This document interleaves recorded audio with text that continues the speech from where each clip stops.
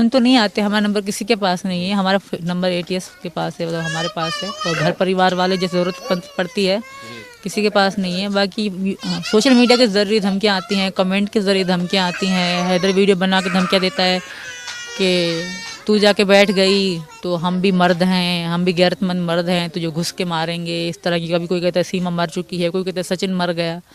तो इस मानती पूछताछ हुई हमसे, सारी चीज़ें हुई, बट बहुत सम्मान बहुत इज्जत के साथ पूछताछ हुई मेरी, क्योंकि मैं औरत थी और मेरे बच्चों का खूब पूरी तरह से ध्यान रखा गया। पूछताछ के दौरान में छोटे छोटे बच्चे थे तो उन्होंने ध्यान रखा इस चीज़ का, और पूछताछ बहुत हुई थी हमारी। और अब तो पुलिस, यूपी पुलिस बहुत अच्छी है, अब तो अब भी रहते हैं सिक्योरिटी वाले, अब भी रहते हैं, मतलब बहुत बहुत ज़्यादा अच्छी यूपी पुलिस है। सिक्योरिटी वाले किस तरीके की देखरेख कर रहे हैं आप? मतलब क्योंकि धमकियाँ मिलती हैं हमको आए दिन, कोई सोशल मीडिया से देता है, कोई कैसे देता है, तो इसलिए उनका रहते हैं। और हमारे साथ इन्होंने अपना आधार कार्ड वगैरह मुझे भेजा था, बट उनको मतलब 3 डॉक्यूमेंट्स चाहिए होते हैं। एक तो आपको चाहिए होता है मतलब जैसे पैन कार्ड हो गया या आधार कार्ड, इन दोनों में से किसी की कॉपी, एक तो राशन कार्ड या फिर बिजली का बिल, इन दोनों में से एक की कॉपी।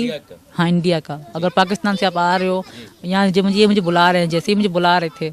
और एक चाहिए होता है सरकारी ऑफिसर के साइन चाहिए होते हैं, किसी फॉर्म, कोई फॉर्म बना के देते हैं वहीं से ऑनलाइन, तो वो चाहिए होते हैं। तो ये सारी चीज़ें चाहिए होती थी, बट वो इनसे भी नहीं हो पा रही थी। वो मतलब इन्होंने बहुत कोशिश करी थी, बड़े डॉक्यूमेंट्स पूरे नहीं हो पा रहे थे हमारे, तो इस वजह से वीज़ा नहीं लग पा रहा था। मैंने बहुत बहुत पैसे, मैंने इंडियन मतलब 1100 रुपये फ़ी वीज़े के लिए थे। मैंने बच्चों के लिए अपने लिए पैसे भी जमा करवाए, पासपोर्ट जमा करवाए। और इंडियन मतलब एम्बेसी की ये थी कि आप विदाउट दुपट्टे के बगैर आप फ़ोटो खिंचवाता कि गला भी दिखना चाहिए, उतने मैंने पासपोर्ट साइज़ फ़ोटो खिंचवाए, वो जमा करवाए, सब कुछ मैंने करवाए थे। फिर मैंने वेट भी करा 3-4 महीने, तो नहीं लग रहा मेरा वीज़ा। उन्होंने कहा कि नहीं लग। आप पाकिस्तान में इंडियन एम्बेसी गई थी, वहाँ आपने अप्लाई? नहीं, वहाँ पे कराची में ही मतलब लोग काम करते हैं वीज़े लगवाने के, एजेंसियाँ होती हैं, उनके थ्रू अप्लाई करा मैंने। तो कोई सऊदी अरब का लगाते, कोई कहाँ का, नेपाल का मैंने वहीं से लगवाया था। फिर जब इंडियन का नहीं लगा तो फिर मैंने नेपाल का लगवाया पहली बार इनसे मिलने के लिए। उसके बाद जब हम मिले तो इन्होंने बताया कि मैं जब आया तो पास वगैरह नहीं लगा था, तो तुम यहाँ से आ जाओ। फिर हमने यही सोचा कि यहाँ वीज़ा नहीं लग रहा तो मैं ऐसे आ जाऊँगी। तो सारी ज़िंदगी मत दो, बट मैं भारत में रहना चाहती हूँ हंसी खुशी अपने पति के साथ। मैं नहीं चाहती कि मैं बाहर जाऊँ, मैं घर में रहूँगी। मैं अपने घर में बहुत खुश हूँ, बहुत ज़्यादा खुश हूँ। बस मेरे बच्चे पढ़ रहे हैं, मेरे बच्चे घूम रहे हैं, ये मेरे लिए बहुत बड़ी बात है। मैं यहाँ बहुत खुश हूँ। बस ये चीज़ें जो है ना, ये सारी जो चीज़ें चल रही हैं वो ख़त्म हो जाएं। मैं अपने पति के साथ अच्छी हाउसवाइफ बन के रहना चाहती हूँ। मैं अपने पति के साथ इस घर में बहुत खुश हूँ। नहीं जाना मुझे बाहर, मैं अपने घर में, मेरे बच्चे घूम रहे हैं, समझो मैं घूम रही हूँ। क्योंकि वो लोग हमें जीते जी मार देंगे, मुझे तो मार ही देंगे, पर मेरे बच्चों की ज़िंदगी जहन्नुम बना देंगे। वहाँ के लोग ऐसे हैं, मैंने अपनी आंखों से देखा है। वहाँ की एक बेनज़ीर नाम की लड़की थी, बागी खान उसका भाई था, ठीक है। तो उसकी बहन की मतलब दूसरी शादी करा दी गई, तो उस बेचारी को मतलब झूठा इल्ज़ाम लगा के मार के वहीं खड्डा खोद के दफन कर दिया कि माँ को रोने तक नहीं दिया था। तो जब मैं हैदर के साथ शादी थी, हमें घर गए तो मुझे मेरे गले लगा के रो रही कि मेरी बेनज़ीर जैसी तुम्हारी शक्ल मिलती है। बागी खान उस आदमी का नाम है। उन्होंने दावत दी थी हैदर, जब हैदर के साथ मेरी शादी हुई तो उन्होंने दावत दी कि हमें बुलाया था। तो जैसे हम गए तो वो औरत मुझे गले लगा के रोने लगी कि बेटा बेटा ऐसे मेरे साथ हुआ है, मेरी बेटी को इल्ज़ाम लगा के उन्होंने मार दिया। फिर मेरा बेटा मुझे बेटी के लिए रोने तक नहीं देता, अपने भाई ने। तो वहाँ के कानून जो हम बलोच हैं, बलोच इस्लामाबाद खैरपुर मीरठ वहाँ के रहने वाले, तो वहाँ का एक रूल है, कानून है, वहाँ सरदारों की चलती है, कानून की नहीं चलती।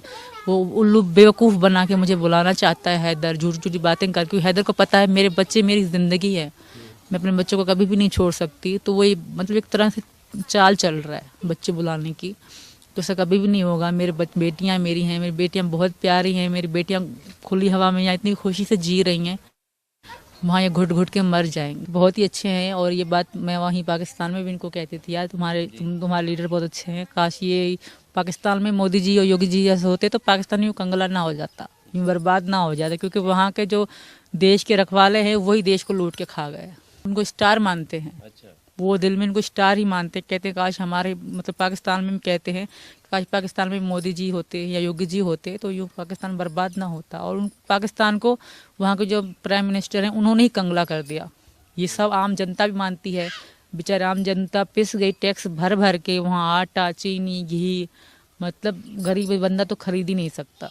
मैं उनको ज़्यादा फॉलो नहीं करती, तो उनके बारे में कोई कमेंट नहीं करना चाहती, ना अच्छा ना बुरा। भी सुना तो होगा ना आपने, सुना है, बट मोदी योगी जी जैसा तो कोई भी नहीं है। तब भी मैं मोदी जी योगी जी की तो बहुत बड़ी फैन थी, और मेरे पूरा परिवार है योगी जी के लिए। मीना जी भी है, और मीना जी हमेशा योगी जी की वीडियो देखते रहते हैं, हमेशा योगी जी को मतलब दबंग है वो योगी जी, हमारे मतलब यूपी के महाराज हैं, तो उनको कौन नहीं प्यार, बिल्कुल मुझे पता है। बट मैं बहुत अच्छा लग रहा है, बहुत खुशी हो रही है। और पता है यहाँ बाइक हर चीज़ गली में खड़ी रहती है, बाइक हो साइकिल हो कुछ भी हो, तो बिल्डिंग को कहते हैं कि तुमने चोरी नहीं हो जाती, तो कहते हैं यहाँ योगी जी का राज है, तो यहाँ चोर चोरी करने से पहले 100 बार सोचता है।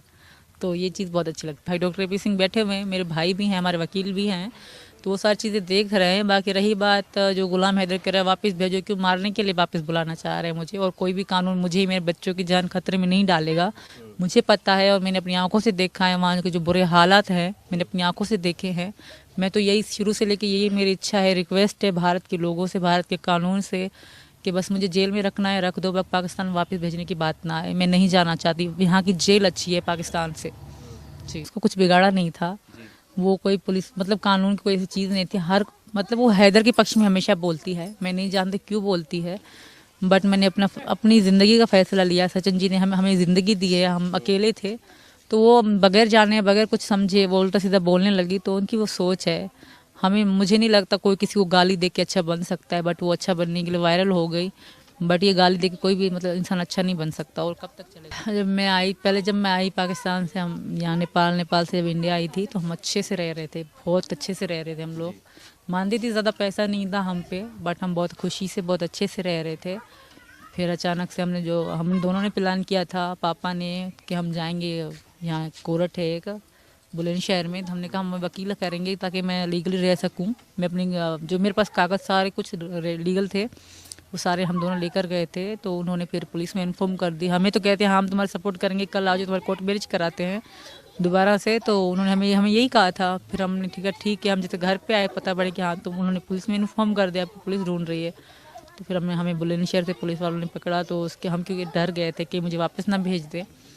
उसके बाद सारी चीज़ें मैंने उनको दी, सारी पूछताछ हुई। उसके बाद जेल गई। जेल का मंजर बहुत थोड़ा बुरा था मेरे लिए, मैं सो नहीं पाती थी क्योंकि मेरे छोटे छोटे बच्चे थे वहाँ। जेल होती है, कैसे कैसे लोग होते हैं, तो वो समय मैं कभी भूल नहीं सकती। बहुत दुख देखे हैं हमने ज़िंदगी में, अब जाके भगवान ने हमें खुशियाँ दी हैं, तो मैं भगवान का बहुत धन्यवाद कहना चाहूँगी। मैं वहाँ छोटी सी मंदिर होती थी जेल के अंदर, मैं माता जी की, मैं वहीं बैठ के रोया करती थी कि तुम भी माँ हो, मैं भी माँ हूँ, मुझसे नहीं देखा जा रहा कि मेरे बच्चे मेरे साथ जेल में हैं, तो मुझसे बर्दाश्त नहीं हो पाता था। तो वो चीज़ें मैं नहीं भूल सकती। बहुत सही है, जब ये बात हकीकत है कि दुखों के बाद खुशियाँ भी आती हैं।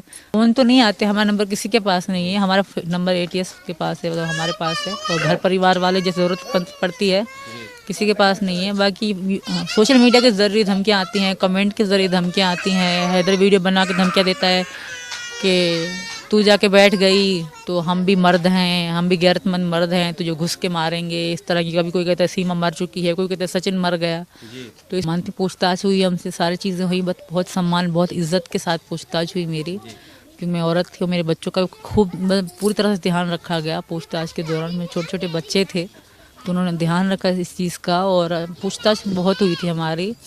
और अब तो यूपी पुलिस बहुत अच्छी है, अब तो अब भी रहते हैं सिक्योरिटी वाले, अब भी रहते हैं, मतलब बहुत ज़्यादा अच्छी यूपी पुलिस है। सिक्योरिटी वाले किस तरीके की देखरेख कर रहे हैं आप? मतलब क्योंकि धमकियाँ मिलती हैं हमको आए दिन, कोई सोशल मीडिया से देता है, कोई कैसे देता है, तो इसलिए उनका रहते हैं। और हमारे साथ इन्होंने अपना आधार कार्ड वगैरह मुझे भेजा था, बट उनको मतलब 3 डॉक्यूमेंट्स चाहिए होते हैं। एक तो आपको चाहिए होता है मतलब जैसे पैन कार्ड हो गया या आधार कार्ड, इन दोनों में से किसी की कॉपी, एक तो राशन कार्ड या फिर बिजली का बिल, इन दोनों में से एक की कॉपी। हाँ, इंडिया का। अगर पाकिस्तान से आप आ रहे हो यहाँ, मुझे बुला रहे हैं, जैसे ही मुझे बुला रहे थे। और एक चाहिए होता है सरकारी ऑफिसर के साइन चाहिए होते हैं, किसी कोई फॉर्म बना के देते हैं वहीं से ऑनलाइन, तो वो चाहिए होते हैं। तो ये सारी चीज़ें चाहिए होती थी, बट वो इनसे भी नहीं हो पा रही थी। वो मतलब इन्होंने बहुत कोशिश करी थी, बड़े डॉक्यूमेंट्स पूरे नहीं हो पा रहे थे हमारे, तो इस वजह से वीज़ा नहीं लग पा रहा था। मैंने बहुत पैसे, मैंने इंडियन मतलब 1100 रुपये फ़ी वीज़े के लिए थे। मैंने बच्चों के लिए अपने लिए पैसे भी जमा करवाए, पासपोर्ट जमा करवाए। और इंडियन मतलब एम्बेसी की ये थी कि आप विदाउट दुपट्टे के बगैर आप फ़ोटो खिंचवाता कि गला भी दिखना चाहिए, उतने मैंने पासपोर्ट साइज़ फ़ोटो खिंचवाए, वो जमा करवाए, सब कुछ मैंने करवाए थे। फिर मैंने वेट भी करा 3-4 महीने, तो नहीं लग रहा मेरा वीज़ा। उन्होंने कहा कि नहीं लग। आप पाकिस्तान में इंडियन एम्बेसी गई थी, वहाँ आपने अप्लाई नहीं, वहाँ पे कराची में ही मतलब